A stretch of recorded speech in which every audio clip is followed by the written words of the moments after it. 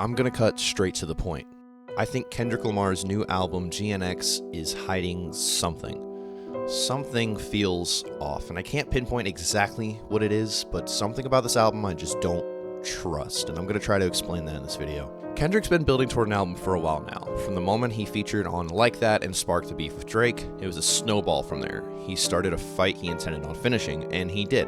Across many singles, some released on streaming, and a few exclusive to Instagram for whatever reasons. We had an idea an album was coming, just no clue on the window of time in which to expect it, other than just any time moving forward. There was a running rumor for a while that Kendrick and Drake both had albums ready, but were waiting on the other to drop theirs first so they could drop theirs right after, just waiting on the other side to take the first shot. But beyond the Drake diss singles, we got some other news surrounding Kendrick.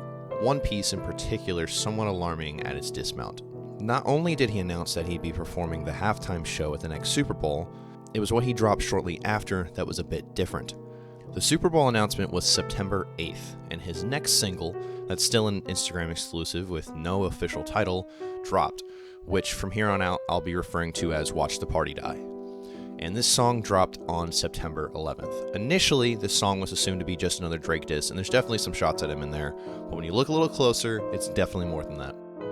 This wasn't just a shot at Drake, it was a shot at hip-hop as a whole, and while he's never refrained from saying fuck hip-hop, I think this stands out on that its purpose as a song seems to be fuck hip-hop. Quoting him now, "We even kill the killers because they taken innocent lives, burn the whole village, we start over, it's really that time." And other lines like, "If you parade in gluttony without giving truth to the youth, the graveyard's company just tell us what casket to choose." I think the song is full of a lot more meaning that, while has been unpacked, hasn't been given any true importance on what he's actually threatening that he's about to do. And here's where I'm going with about not trusting GNX. I think that there is a pattern, and this observation isn't merely for the sake of recreating a pattern, but recognizing that the feel of this pattern is very similar to what's happening right now.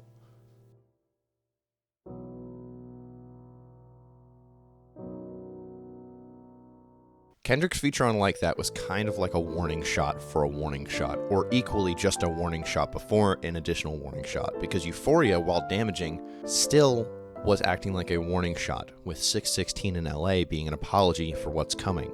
On this track, 616 in LA, he verbally struggles with God out loud over the actions he's about to take, or maybe already has.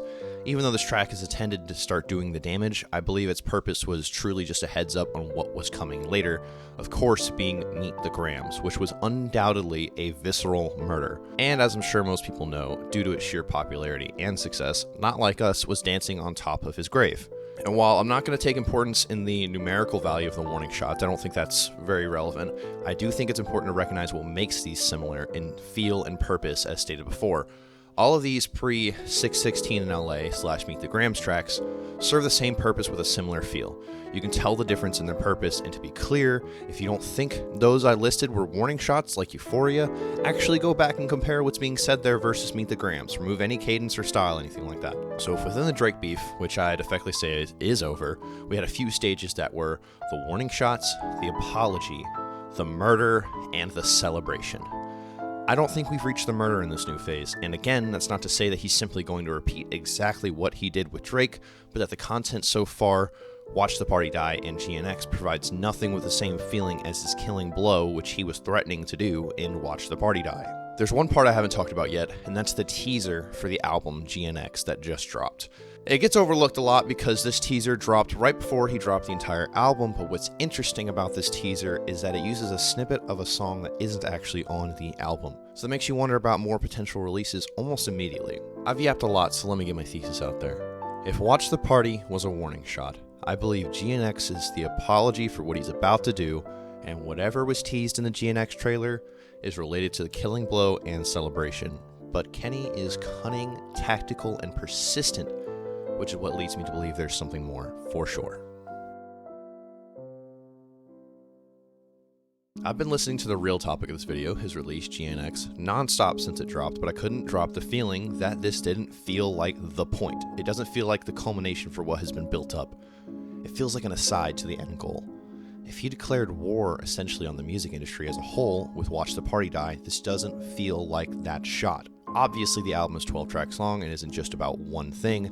He covers his guilt for not speaking up sooner and wondering if he should have on Reincarnated by framing himself as the devil and having a conversation with God and declaring, "I rewrote the devil's story just to take our power back, Carnated." And to me, this comes off as changing his path to one he wants to make a difference in and having his actions take care of that like he has done time and time again. When God in the song says, "You crushed a lot of people keeping their thoughts in captivity," with him responding, "And I'm ashamed that I ever created that enemy." I interpret this as regret for not speaking up sooner, for if he had, he wouldn't, one, internally struggle with that enemy within himself, battling that regret, but literally wouldn't have to take down the enemy, whoever it is at this time, whether it's Drake, another artist, or his gross ignoring of the music industry, potentially sending it down a different, more powerful path it's on now than if he had acted sooner. The reason I'm so set on this conflict being with the music industry and not necessarily separate individuals is from the lyrical content leading up to this and from the very intro track of this album. On the intro track, Whacked Out Murals, he says, "It used to be fuck that, but now it's plural. Fuck everybody that's on my body." In the chorus saying, "Yeah, going up your rank. Know you a god even when they say you ain't. Yeah, keep your feelings out the way. Never let no one put smut up on your name. Yeah, keep your head down and work like I do, but understand everybody ain't gonna like you. Yeah, if they say it's love, you've been lied to. A couple rules of engagement, I'm gonna guide you." First line is clear, clarifying his target used to be individual, but is now plural, saying fuck everybody, and the chorus, as it literally says, is a guide. Keep your feelings out the way. Never let no one put smut on your name. Work like I do, but understand everybody ain't gonna like you. A couple rules of engagement, I'ma guide you. This entire video could be a gross misinterpretation, but this also seems overall industry related as well, and a message for safe guidance for anyone making their way through the world. And so as a final point, I would like to expand on this. I believe the world of music and the world of art, generally speaking, is like this. It's a world that on the surface level seems deep, art being the ultimate expression of oneself and feeling that can't be described outside of its own medium the same as its initial incarnation. While, in reality, the deeper you go, the quicker you realize how shallow and manufactured it is. A lot of fine art can be seen as deep expression, may simply be convenient ways to launder money. While video games can express deep worlds, ideas, and feelings, even movies and shows can't. They're also highly tuned to reach certain prescribed standards and agendas to pander to funders to be as safe as possible, thus blowing out any flame of creativity, and specifically causes games that are made as pieces of art to have slander campaigns on them simply for being more successful, and not including said inclusion tactics. Look at movies and TV. Marvel's been getting bashed for years since the end of Avengers Endgame for making things nobody wants, but needlessly checking the box for including everybody. Along with the film industry being overly obsessed with remaking things that did work just for the cash rather than the art. Music has it just as bad. Music to me is the ultimate expression of any idea or feeling, an outlet for the frustrations of life. But what happens when you say something people don't like or find offensive? Well, you're outcasted or not allowed to say it, put into a box safely outside and contained, disregarded, and cast as crazy so that the hand-picked and catering artists can be pushed to the top, the safe ones, being cut off from expressing yourself freely just so a safe image can be kept, on top of record labels taking the majority of any money made unless you play by their rules. Rumors artists can't release songs with certain somebodies on them. We can't release this song because we want you to release the song we think is going to do huge numbers on the charts. None of these expressions can be truly free. They're cut off by the system set in place and blindly accepted. This is to say, I believe this is what Kendrick is addressing in his intro track, even saying, "Mad cause I decided not to pretend, y'all stay politically correct, I'ma do what I did." Because he believes he stayed true to say what he's wanted to.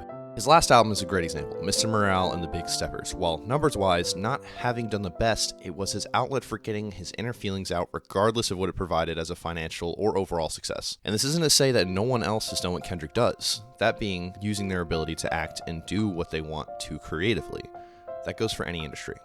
But it is pampered to those who want to stay inside the lines and appeal to as many people as possible, and those who go outside the lines essentially being punished. That being, I'm sure, merely an aspect of his issue with the music industry, and possibly the art one as a whole, and while it's not substantial evidence inherently, I do believe he's not finished, and that he's only getting started. Further, I believe he's out to shatter the barrier, not just blur the line, but expose the outside as a whole, whether it's another single, the moment someone responds, a whole album, shit, maybe 2 more albums. I do believe this album, GNX, is not the point, and that there's more to come.